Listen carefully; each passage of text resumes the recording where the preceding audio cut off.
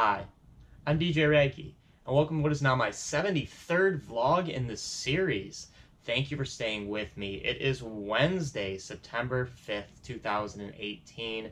I do have school at the Scratch Academy after a long Labor Day weekend, and I'm glad to be back. And I've got this kind of like reinvigorated sense to me about DJing, what it is and what it takes to be a good DJ. And every DJ's got a different personality, and every DJ's got a different way of doing things. And some of us are better than others at certain things. But I feel if you're technically skilled enough and you show up and you play great songs, you can make something happen with what you got, and you can overcome your maybe lack of personality, or overcome your fear of getting on the mic, or overcome your just fear of being in a group space, or whatever it might be. Whatever you might struggle in as a DJ, you can make up for it if you just rock the turntables. And with that in mind, I just needed to do a vlog about DJ AM. Not necessarily like a documentary on DJ AM, because there is an amazing documentary on DJ AM, an actual amazing one. It's called As I Am, The Life and Times of DJ AM. And that's all over the internet. There's all different resources that you'll be able to download it and find it.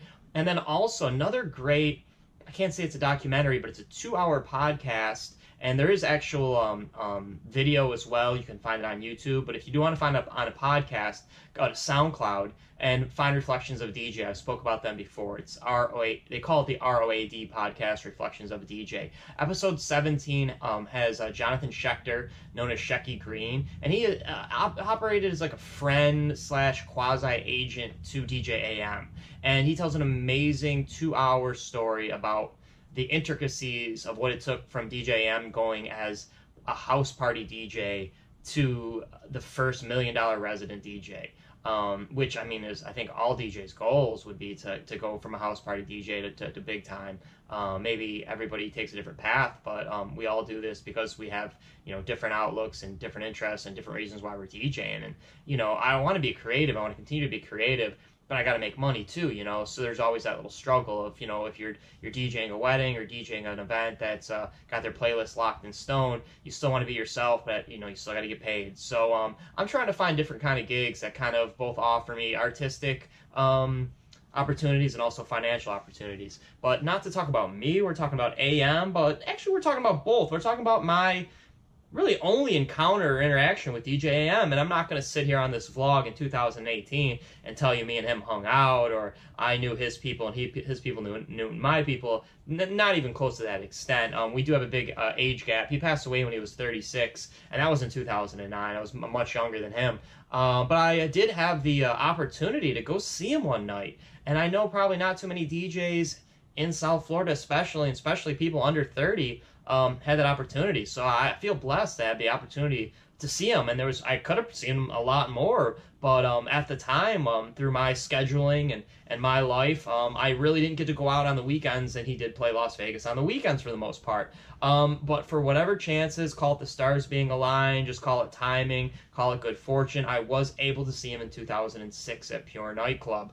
So this vlog is just going to be my personal take, my personal story on that evening, and how I viewed AM at the time, and now looking back retrospectively. And I do want to follow up with the vlog with more about AM, more about the economics of Las Vegas and the politics of Las Vegas and all things that were 2006. I was very active in the nightclub scene and nightlife and pool party scene, which was just emerging at that point. And I do got a lot of, I feel, pretty good stories, interesting stories to tell about it, but I would never be able to fit all of them, or would I want to cram them on a vlog about the Scratch Academy and me being at the school and things I do and my lifestyle. But I do want to share my AM stories. So I have to first shout out my boy, Alex Kristoff. I've spoke about him in past vlogs. Alex is the man. I'm still good friends with him.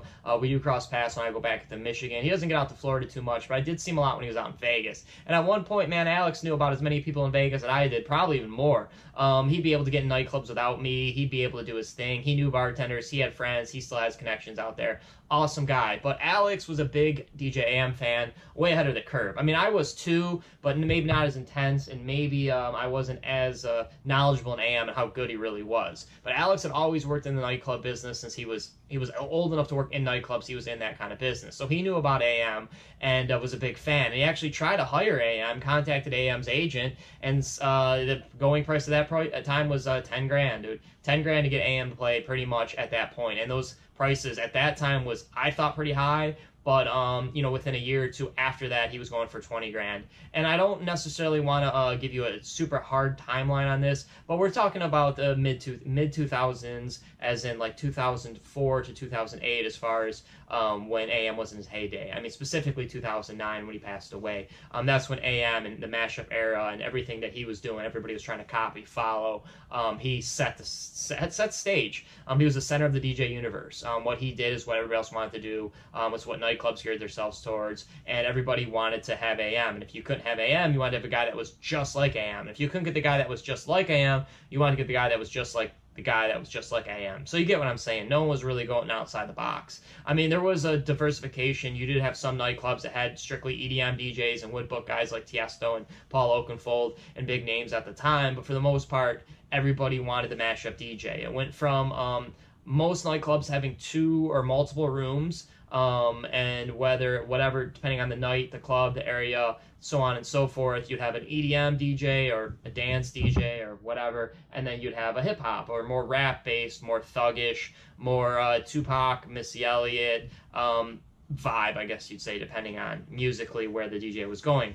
But AM changed that. He was a revolutionary. He changed that. He played all songs of all genres at all times. You never knew what he was going to play. And that was amazing to me. Because being in the nightclub business and knowing the DJs and how they operated, I knew what certain DJs were going to play. And I knew from when I got there to the end of the night what they were going to play. With AM, I mean, it'd be AC/DC to Journey to Biggie to Joan Jett to Missy Elliott to hot new stuff, even like Daft Punk was hot at the time. He was doing sets with Daft Punk, just, you know, in and out of Michael Jackson songs and Prince songs, and it was amazing. Something like something you've never heard at the time. And now we all want to be mashup DJs, and we all are hybrid EDM and hybrid hip hop DJs. But he was the first to do it.